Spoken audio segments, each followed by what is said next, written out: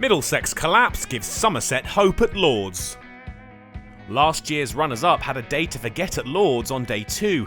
They were only saved from the follow-on by the defiant lower order hitting of Marchant de Lange. Somerset still had work to do on day 3. And they got into that work early, Nick Gubbins falling to Overton to leave Middlesex 88 for 3. Stevie Eskenazi was now joined by Robbie White, and the pair looked to build a partnership, first guiding Middlesex into 3 figures. But that would be a false start. White, the latest man to go, Leach with his first of the innings. Eskenazi was resolute, and his watchful innings came with the just reward of a 50, Shaw put away to reach the figure. But his stint was brought to an end courtesy of a sharp one-handed Overton catch, out for 53, Middlesex leading by 267. 2 in an over from Davey saw the back of Simpson for 1, before Roland Jones followed, without troubling the scorers. Leach was back in the wickets in the next over, Anderson out looking to play off the back foot.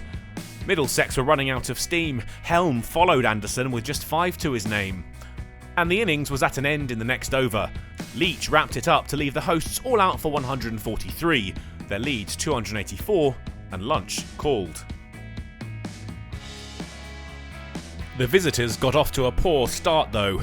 Tom Lammonby departed to the first ball he faced. But Banton and Abel found their feet where their fellow Tom had struggled, their stand worth an important 50 runs. Middlesex toiled, but couldn't separate the dangerous young partnership, and before long, both men were looking towards 50s. Banton couldn't get there though.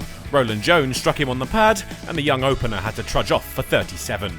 Tom Abel did pick up his half-century, the Somerset captain doing his best to play his side back into the game.